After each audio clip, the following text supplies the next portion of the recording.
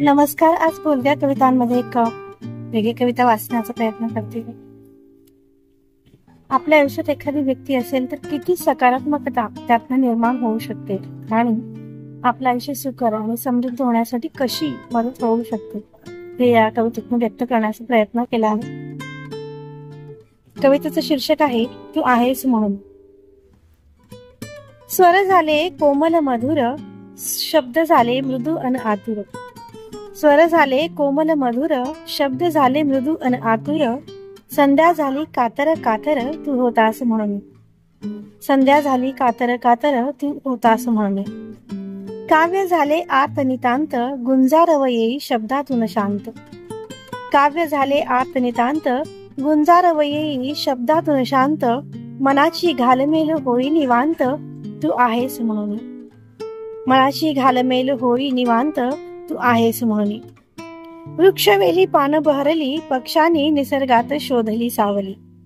वृक्षवेली पान बहरली, पक्षांनी निसर्गात शोधली सावली.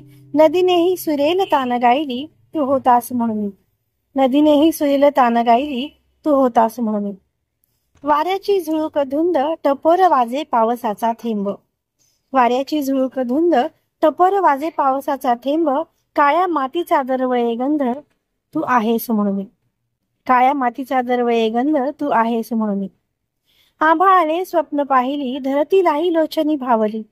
आभाळाने स्वप्न पाहिली, धरतीलाही लोचनी भावली. ऋतूंनीही अलगद कूस बदलली, तू आहेस म्हणून. ऋतूंनीही अलगद कूस बदलली, तू आहेस म्हणून. आयुष्य व्हावे बोलके, वेदना दुःख व्हावे हलके. आयुष्य व्हावे बोलके, वेदना दुःख व्हावे हलके. मननौका शीत लोहरींवर डोलते, तू होतास म्हणून. मननौका शीत लहरींवर डोलते, तू होतास म्हणून. होनी माझा साथ दे, हातामध्ये आश्वस्त हात दे. होनी माझा साथ दे, हातामध्ये आश्वस्त हात दे. बहरेल सदैव अपुले पवित्र नाते, तू आहेस म्हणून.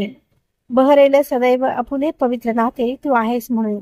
म्हणजे ती व्यक्ती असण्यामध्ये आपल्याला जे एक जाणीव आपल्यामध्ये निर्माण होते, सकारात्मकता निर्माण होते, ती किती आयुष्यासाठी महत्वाची असते